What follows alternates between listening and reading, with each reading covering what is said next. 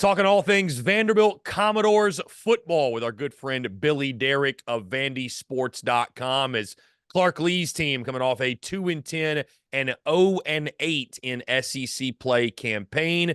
Billy, what's going on, man? Appreciate you taking the time. He does great work for VandySports.com. I know this was your first full season with those guys. Again, congratulations to you and all your success, and really appreciate you taking the time. Chris, it's always a pleasure, man. I think from the first time you had me on, it's always fun talking whether it's Gamecocks or Vandy. I know we've done a lot of off-season stuff in the past, but I'm good, man. And for Vanderbilt, it's a tough time. I think Vanderbilt and South Carolina are in a very similar position right now. I think I saw they're tied for 16 portal entries right now. So old Beamer and Clark are going to have to go at hyperspeed. I think Clark said that the other day right now, and they got to bring in coaches. I'm not sure if South Carolina has to replace any coaches, but Vanderbilt, I think the bigger thing is players, right? Getting dudes in. So that's where they're at, man. And we'll see what happens. Change is imminent for sure, Billy, when you miss a bowl game, whether it be 5-7 on South Carolina's side, 2-10 on Vandy's. I think coaching changes are around the corner. It's not a matter of if, it's a matter of when. So again, certainly these coaches have their plates full. But let's stick, Billy, with Vanderbilt. I want to go back to, the summer and SEC media days and the preseason before we really dive into the season, because I think what's interesting about the way this thing played out, Billy, Vanderbilt was one of the, and it sounds weird, sounds weird to say, but they were one of the most hyped teams coming into this season after going 5-7 in 2022. I heard all preseason that over 3.5 wins for Vandy was the best bet or one of the best bets of the college football season. Things set up well for Vanderbilt out of the gate to maybe even hit that 4-win mark and go into SEC play, maybe make a bowl game for the Commodores. You win your first 2 ball games. Correct me if I'm wrong. I feel like it was that UNLV game in week number 4, week 3, I guess you could say, because Vandy started in week 0.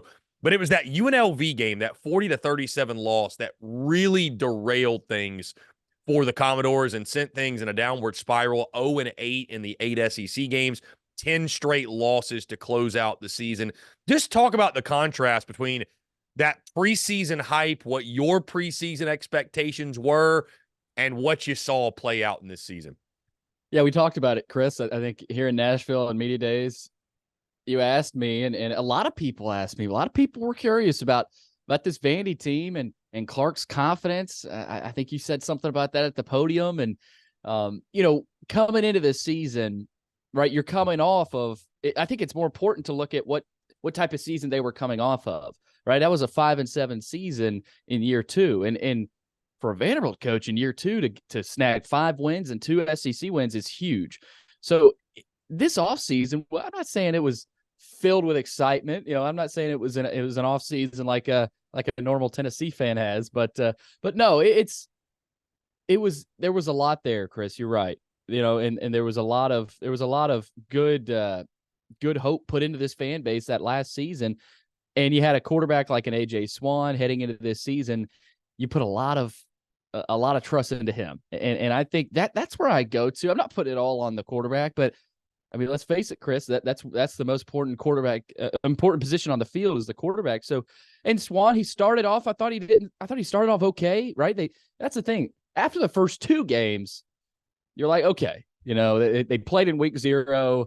Hawaii probably better than advertised. Alabama A&M was kind of a slog, but they ended up winning. And then you get to the UNLV game, and that's when the wheels came off. It was a night game in Vegas at Allegiant Stadium.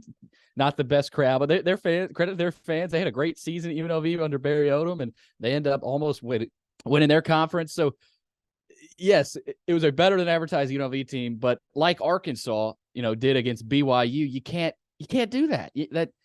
That can't happen. You're an SEC program. And so you're right, Chris, that's where it came off. And I think that's where a lot of people started to really question this coaching staff. Late in that game, there was a timeout called. UNLV was going to be content to run the football with under a minute to go. I don't know if you saw it, but at about 45 seconds, a Vanderbilt player called a timeout. And I had heard that a coach told that player to call a timeout. Like I said, UNLV was content to let the clock run out, go into overtime. So was Vanderbilt. Player calls a timeout. UNLV looks up and says, okay, screw it. We're going to throw a ball down the field. and they beat one of the freshman corners for Vandy, and they end up setting up a game-winning field goal. So just really poor mismanagement of a game against a team that you should beat. And you really, quite frankly, heading into the season, we thought that would be not a convincing win, but a fairly comfortable win, and you could head into that Wake Forest game with some confidence. So, yeah, Chris, it was a tough year for them, and I think they learned a lot. I think I've talked to a lot of people.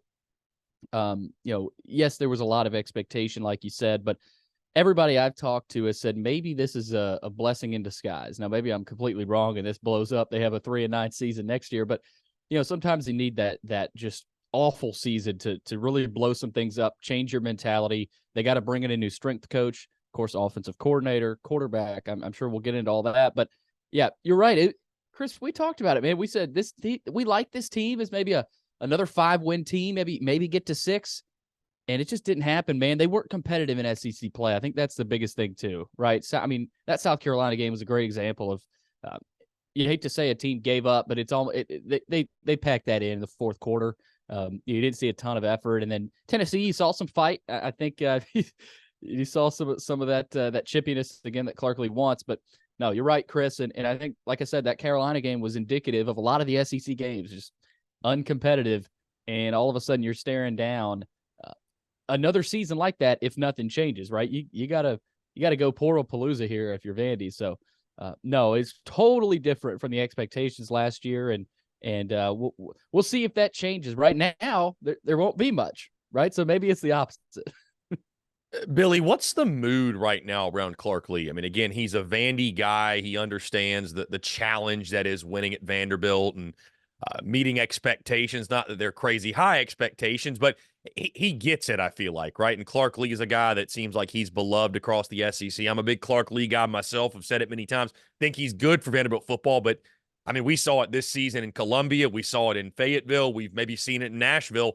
It doesn't matter how well-liked you are, you're this guy or that guy or where you cut your teeth. No coach is immune to the effects of losing. So what is the vibe around Clark Lea? I know the administration obviously has voiced their support behind him, and I know the expectations, again, at Vandy, they aren't sky high, but again, nobody's immune to losing. So overall feeling and vibe from Commodore Nation when it comes to their head coach?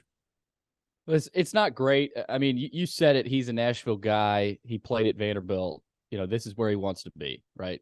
I think he said if you cut him open, he bleeds black and gold, right? I mean, he wants this to be that legacy job for him. This is it for him, right? I mean, if he fails here, I don't know that he gets another head coaching job. And again, maybe he would, but that's where they're at right now, and it's not great. And Chris, you know this, South Carolina fans, of course, not happy with Beamer right now, but one season can change that. One player can change that. One quarterback can change that. I think in this age of the portal, there is a little bit of hope, and I think the NIL boost that they have gotten in the recent week or last couple of weeks has been encouraging. But Vanderbilt has, I think there's a lot of older fans that will still pay attention, and I think they're trying to grow their younger fan base. But there's a lot of fans that they're in that mode of we'll see it when we'll believe it when we see it, right? We got to see that progress first, and they got progress last year.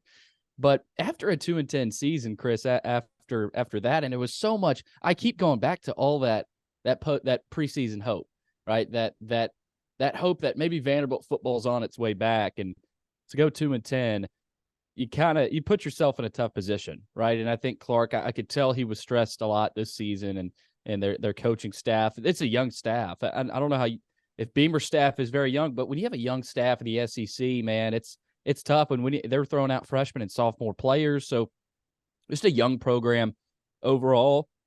And I think the construction going on at that stadium is indicative of where they're at as a program, honestly. And coach said that, I think, I don't know, 3-4 games into the season, he basically kind of admitted we're a work in progress. Similar to our stadium, we're constructing our program, and we're not done yet. We're not there yet, right? And like the stadium, they're not even halfway there yet. So I think the administration is going to give him time, but if they have another 2-10 season, Chris, that won't be good for the future. I think they need to get close to I think if they get close to a bowl, and if they don't get to a bowl, you got to be competitive, man. You got to be in those games and in the fourth quarter with a chance to win in Columbia, or go down to Gainesville and fight your tail off and lose by a score. They were not competitive this year. I think that's the biggest thing they want to see. And this well, man, like you said, when you win, it doesn't matter how you win in the SEC. Like, I look at that Beamer that a couple of years ago when they beat Vandy, 17-16 with a former grad transfer quarterback. I mean, whatever it takes, man, I think that's where they're at, right? They're kind of in a do or die type mode. Clark said they're at hyperspeed to move to get a coordinator in here, to get a quarterback. So to answer your question, it's not great, Chris, but I think because he is an alum, because he played here, because people know how much he loves it, and that people trust him. I think there's belief still, but there is a pocket of fans that of course, they want him out. Fire Clark, right? But at the end of the day, man, you got, this is year 4. You got to show some improvement. If you don't, it won't be looking good. Billy, not to open Pandora's box, but I'm curious to get your take on this because I've talked with our good friend Clark Lea off the air, off record. He texted me during the South Carolina Vandy game voicing some frustrations with not so much the product on the field, but things behind the scenes. So I'll ask you point blank, when it comes to Clark Lea building his program, how much of it is the frustration of his doing and not coaching well, and how much of it is things behind closed doors that maybe is putting Clark Lea behind the 8 ball before he ever even gets started? Well, yeah, it goes both ways. I think, when you look at Vanderbilt and their stance in the NIL era, you go back to last offseason, they were bottom by far, right? Bottom of the barrel. They were getting, I don't even think they were at 1 million, right? I mean, that's, you gotta at least be at 1 million. So now that's a lot different, right? I don't know the exact figure, but they can do essentially whatever they want. I say that they're still Vanderbilt. They're still coming off a 2-10 season, right? So you say behind the scenes, I think money, man, NIL runs today's day and age of football. And Vanderbilt right now is at that point where they have kind of leveled the playing field, at least for them, right? They're whether it's middle of the pack or top, they're not at the bottom, right? They're not even bottom half financially right now. So that, I think that has changed. But yes, last year and going back to last offseason, Chris, you're right.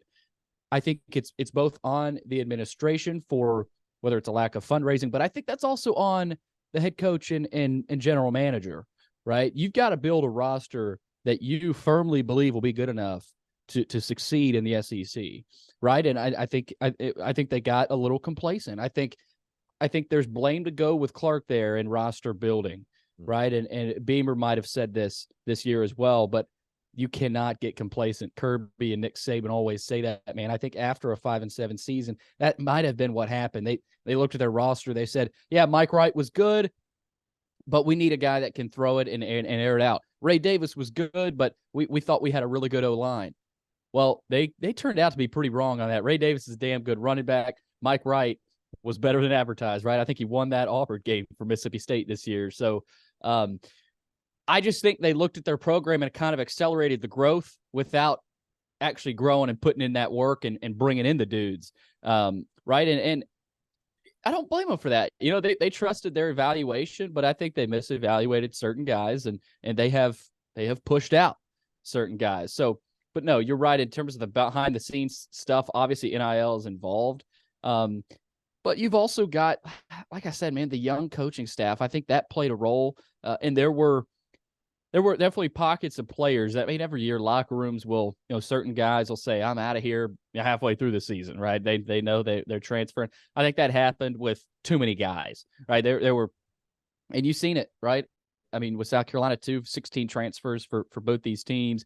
For Vanderbilt, the behind the scenes stuff was a big factor, but I do think you can almost put just the same amount of blame on Clark Lea as the CEO of the program. A lot of coaches aren't fit well to be the CEO.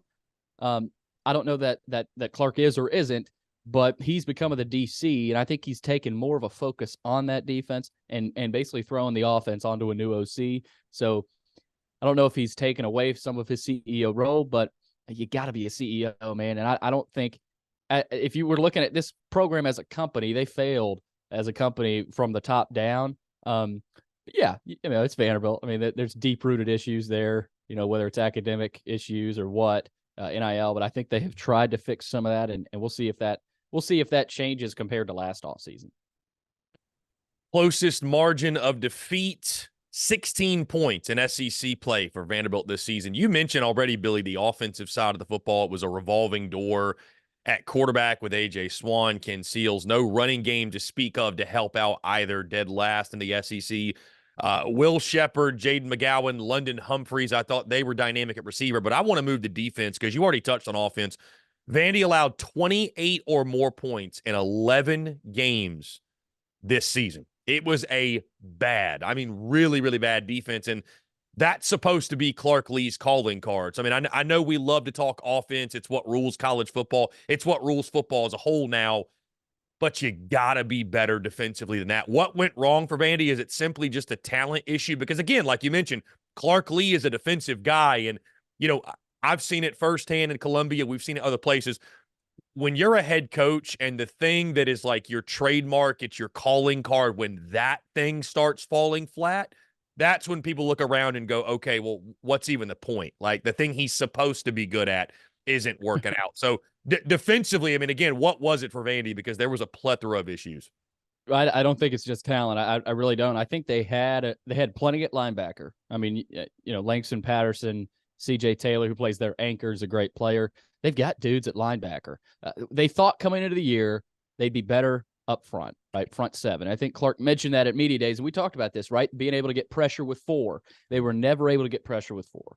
Their sacks they got would be because they forced the guy out of the pocket and they would almost clip his ankles, right? They were never able to control a game, much less even a possession defensively up front. And you got to do that in the SEC, man. Even if you are at the lower side of the totem pole of the league, you got to be able to do that some. And they were not able to do that, and they thought they would be. So all of a sudden, 3-4 games in, even Hawaii, man, they were not able. They were getting beat up front, and I think that was a big question mark that early in the season, that okay, this team's going to struggle up front again. Secondary, they've been bad for the last 3-4 years. I mean, nothing's really changed, to be honest. They had a decent corner last year. Name was Lucian, came over from UConn. He's a good player. He's a transfer, right? But they didn't bring in any transfer corners. They kind of looked at that and said, okay, we like a lot of the young guys there. We think they can develop. They had a couple of older guys that were recruited by Coach Mason, and they just hadn't panned out. And safety wise, they got some decent safeties, but Derrick Wright was banged up all season. And, Jalen Mahoney's a good player, but he had to do a lot. So there were guys playing out of position because they had to do that, right? The secondary was, you're playing freshmen and sophomores, man, in the secondary. You're going to struggle. I mean, these receivers are legit, especially in the East, right? With Tennessee, Georgia. Vandy had to play Ole Miss this year. So we know South Carolina's receivers. So it was just a lot, man. And I look at the coordinator as well. They demoted their defensive coordinator. And I think there's a good chance that Nick Howell, who came over from Virginia and was recommended by Bronco Mendenhall now over at New Mexico, I want to say. So he could be headed to New Mexico. Keep an eye on that, maybe even as their DC. But so, yeah, he's demoted. I think all of a sudden you look at that and you go, okay, they need a coach. They need a coordinator that pulls everything out of these guys, right? He might have been good at LSU or Bama, but Chris, and even you could even maybe say the same thing about South Carolina. You're not getting the same dude. So because of that, you have to pull everything out, right? You've got to, and so if you can't, then you put yourself behind an 8 ball. So Clark, him taking control of that defense tells you, okay, he has kind of said, give me that defense. This is going to be my baby now, because there was a lot of issues on the defensive side, coaching wise, especially late in the season. And I don't want to, I'll tell you some of those off air, but there's a lot of stuff, Chris, that you got to keep to yourself. And I think you've probably learned that, it's fun to talk off air about a lot of this stuff, but making it public is tough. But yeah, you're right about defense, man. They couldn't put it all together. And there were no flashes of hope. Like offensively, Humphreys is a guy headed to Georgia right now. That you had some hope there offensively, defensively, man. they need to change a lot. They've got some good foundational pieces there with CJ Taylor and Patterson both back, which is huge. They lose a couple of safeties. So they're bringing in the portal guys and the high school kids to try to make an impact, and we'll see what happens. But coordinator issues, I think were big there. Whether it was coaching or talent, obviously they didn't have the talent, but I think they had enough to be better, and they weren't good enough. Now, Billy, you've mentioned many times the transfer portal, and I love to say that the transfer portal giveth, the transfer portal taketh. Yeah. It's taken quite a good bit from Vanderbilt. We look around college football, and I mean, there's a lot of guys that are up and leaving for more playing time, or maybe it's a mutual parting, or some coaches are kind of pushing guys out. We've seen, obviously, stars leave. We've seen it in Columbia with Juice Wells, Mario Anderson. We've seen it at Vandy as well. All three quarterbacks leave. Will Shepard leaves. Jaden McGowan leaves. London Humphreys leaves. There's a chance that McGowan ends up in Columbia. It feels like there's somewhat of a mass exodus. From the outside looking in, it's really easy to say, hey, the sky is falling. What is the status of the portal at Vanderbilt? How is it viewed, right? I know there's some it's right now in college football, I think there's smaller schools that look at it as, man, we're kind of a farm system for the big schools. We're a farm league for the rich get richer in college football. Are Vanderbilt fans viewing it that same way? And what is Clark Lea doing to fix it? And what can he do to fix it? You say that and I laugh about, that farm school term. Well, I mean, South Carolina is feeling the same way. You see guys go to Florida State. I mean, it's Vanderbilt is far from the only one. I'll say that. Right. Programs like a Georgia that will pluck kids away, and Alabama, Tennessee, whoever, Michigan, even other, they'll laugh at that and go, oh, well, we're plucking these kids away. But as soon as they lose a guy, they're not laughing anymore. Right. This is everybody, man. So I laugh at that and say farm system. But yeah, it's true to an extent. But I mean, let's face it, if they're being offered more money and they're being offered a chance to win more games, what player isn't going to leave the program they're at? Right. I know. I mean, some players love the culture, and I think they may be influenced by their parents. You need to get that degree, whether you're at Vandy or Duke or Wake or Stanford or one of those schools. But man, it's crazy. And you're right about Vandy. Initially there's always that initial first few days of, oh man, what in the world is going on? Why are we losing all these guys? And after a week or so, you settle down, you start to actually look at the guys that they've lost, and you go, okay, Will Shepard.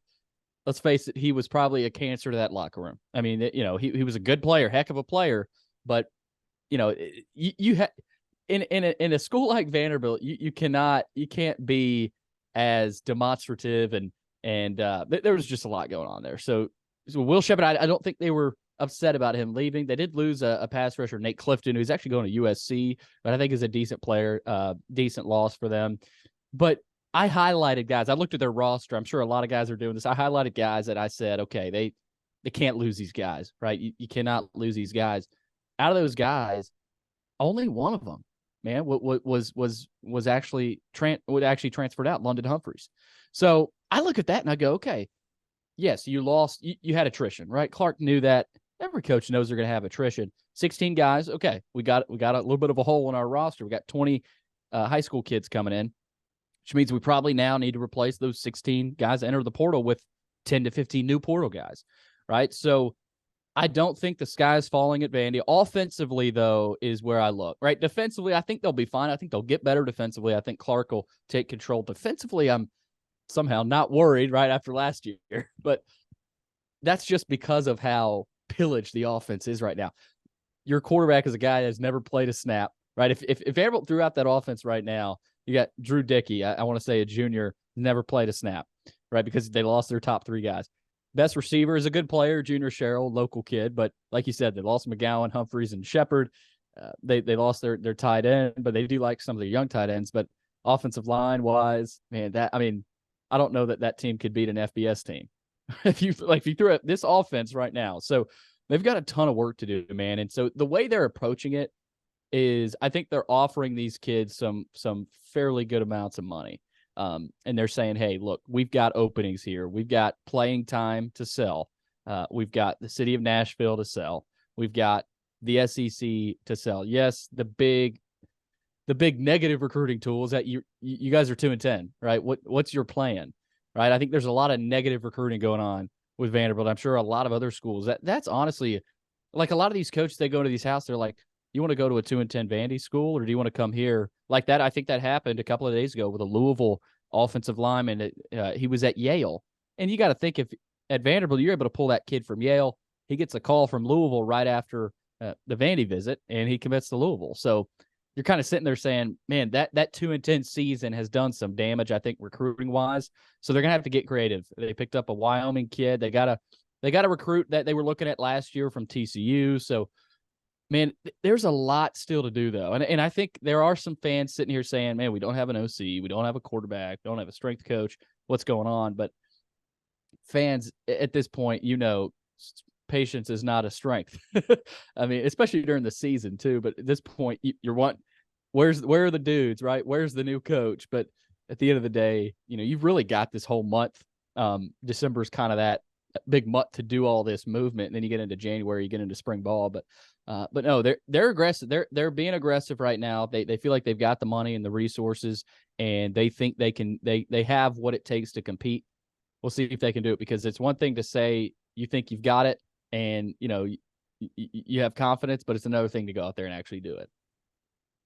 Billy, do you think it's fair going into next season to start hot seat talks around Clark Lea? And I ask this too, because the way we determine that is, okay, what are you doing versus what are yearly expectations? Are you meeting expectations? Are you meeting standards? What are the yearly expectations and standards, or what do Vanderbilt fans think they should be? And I mean, how much pressure do you think there is on Clark Lea to get it rolling and get closer to whatever that idea of expectations is? It's a good question, because at Vanderbilt, it's different than Tennessee, Georgia, all the other SEC schools, right? I think he's got a longer leash than most coaches. I mean, it's safe to say. I look at next year, though, Chris, and Vanderbilt's administration, they want football to be that front yard of the university. They've publicly said that they want to win in football, right? That the one side of the end zone will be constructed. I want to say South Carolina's coming over to Vanderbilt next year, so that'll be fun. You guys are going to look at that at one side, so that'll be done. That'll be done. The other end zone, that'll be done in another year. So we talked about the timing of the construction. That's where the program's at. I think you got to speed that up, right? This season, I don't look at wins as much as the eye test, right? And I think that's how a lot of programs should be, especially in the SEC and especially to a school like Vanderbilt. Say they go, 4-8, that's a 2-win improvement, okay. But say, 4 of those 8 losses were by, an average of 10 points, right? I think that's a different story. You're looking at, okay, they were competitive, just had a few brutal losses, right? I think Vandy and South Carolina both had years like that. But if they go 4-8 and you kind of eked by a couple of those non-conference wins and somehow you picked off a couple of SEC wins, those 8 losses are a lot like this year, then you'll see the pressure. I believe that. I think they will see the pressure. But at the end of the day, I think they would probably have to go 2-10 again for them to make a move.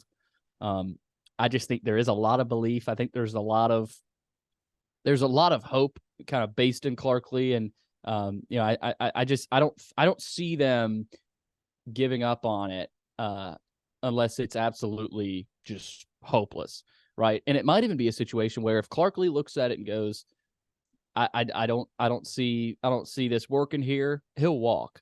He's the type of guy that if he firmly believes it won't work, he'll walk away. I think there's still a lot to be done, though. You saw Colorado. I know they went 4-8, but you can change an off-season trajectory just like that, man. And so I think that's where they're at right now. But it's a really good question because, who knows, man? Like if they go 5-7, he's definitely fine. I think there are certain wins. Like there's a win total. If they get to 5, he's fine. If they get to 4, but a lot of those losses are bad, pressure heats up. 2-10, 3-9. I think we're having a conversation again, right? You can't have another season like this where it goes off the rails. Culture looks iffy at times, right? I think that's a big calling card, man. Culture at Vandy with Clark Lea, right? You're never gonna have all field issues. They had an issue a couple of nights ago with a player downtown. So, man, at the end of the day, Chris, they've got to be competitive. It's the SEC. I get that. You got Texas and OU coming in. But if it's going to work, we're going to see if it's going to work after this offseason next year, because you've got the investment now. You've got what you thought you needed.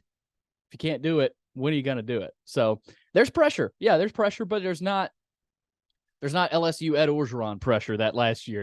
That I don't think a school like Vanderbilt, can cause that on a coach other than maybe Derrick Mason, that last year. But yeah, man, it'll be interesting. Like I said, it's more about the eye test and the actual win column. And I think that's kind of where they're at right now. Billy was just pulling up the 2024 Vandy football schedule, because you talk about, expectations, win totals. We look at, for example, South Carolina. We look at Kentucky, Mizzou. The non-conference slate can help out, right? When you got 3 or 4 built-in wins, if you will. Yeah. I feel like the folks at Kentucky and Missouri have mastered that. They'll start out their season with 4 cupcakes, it seems like, be 4-0 out the gate. Vanderbilt's non-conference looks like this, opening up with Virginia Tech in Nashville. I didn't even know that. Va Tech comes to Nashville. Outside of that, it's Norfolk State, SMU, and Georgia State. Those are the 4 non-conference games. So 2 of those should be wins. SMU will be interesting, and then Va Tech, of course, the opener. That one will be a lot of fun as well. Billy, before we get you out of here, man, I appreciate you taking the time, being gracious with your time. Really, really quickly, thoughts on Vandy basketball, expectations? I know they're 4-5 right now. There's some pressure on Jerry Stackhouse, especially when you open the season losing, I believe it was to Presbyterian, if I recall correctly. And I think I saw the guys at the Door Report take the Jerry Stackhouse bobblehead and slam him on the table and break his head off. And I was like, things are going well in Nashville right now, as you can tell. But really quickly, thoughts on the team. I mean, obviously it's the non-conference is important, but it's conference play that really determines who you are. So, I mean, thoughts on this team? Can they get it rolling? Losing record right now? Yeah, it's hard to see. It really is, because this is year 5, man. Year 5, and you lose to Presbyterian. There was some excitement. There was still kind of in the back of their minds, I think, for most fans' minds, that this is Stackhouse. You kind of got that aura around the program. It's kind of a dark cloud right now. They lost a lot, after last year. Studi, of course, is at South Carolina. Lost a couple other guys that they thought were contributors. Liam Robbins to the NBA. There's just not a ton of hope right now there, Chris. I mean, last year they were in a similar spot, but they had guys like Robbins and a shooter like a Studi. They had more continuity. I think they never have any continuity after any regular season. And to answer your question, no, I don't. I'm not trying to be facetious or anything here. I just don't see it. Yeah, they'll probably. I think the ceiling here is they'll have a few fun games at Memorial. They'll pick off a few teams here or there. I still see them as a team that maybe wins 4 to 6 SEC games. I just again, maybe they turn things around. That's the thing about Stackhouse teams. They did it last year. They did it a couple of years ago, where they get deeper into SEC play and they find a way to flip the script. I don't know. I don't see it this year, Chris. But we'll see. We'll see, man. It'll be fun. I don't know if South Carolina plays here, but Vandy plays Jordan Wright at LSU this year on Senior Day at Memorial. And then I think they definitely play South Carolina, so they got to see Miles Studi. So a lot of their guys that have landed at SEC schools, they got to play this year. And yeah, that's kind of another thing. They had good players, and laying guys at other SEC schools, that tells you he's getting decent talent. I just don't know that they're really picking up a lot of his principles offensively. We'll see if they get to a point where they do this year. But Chris, I'm not buying it. I'll believe it when I see it. Like I said earlier. Billy Derrick of VandySports.com does a great job talking all things Commodores. Billy, appreciate you taking the time as always. It's always a pleasure. Let folks know, by the way, where they can check out all of your great work. Appreciate it, man. I got this sun shining on me, by the way, right now. I got to fix this Love window, it, man. The sun is shining in Nashville. We love to see it. Yeah, it's like 35, but it's sunny out there. You never know with Nashville. But no, man, really appreciate it, Chris. Always fun to hop on. VandySports.com, a rival site. It's been there for about 20 years. Hopped on with Chris Lee. I know you've gotten close with Chris and Blake and those guys over at Southeastern 14. They do a lot of work together kind of there with Vandy Sports as well. But yeah, Billy Derrick 10 on Twitter. Again, go check out VandySports.com. There's a lot of transfer portal stuff, and it'll be fun. There's a lot going on right now, and yeah, we'll see if Vanderbilt can can find a way, man. Find a way and give some hope to the fan base. But yeah, VandySports.com, Billy Derrick 10 on Twitter. And I'd love to hang out with some Carolina fans. I know we'll be seeing y'all in basketball here eventually. So it'll be fun. Billy, you're the man. I appreciate you. Let's definitely do it again soon. Appreciate it, Chris. Thanks, man.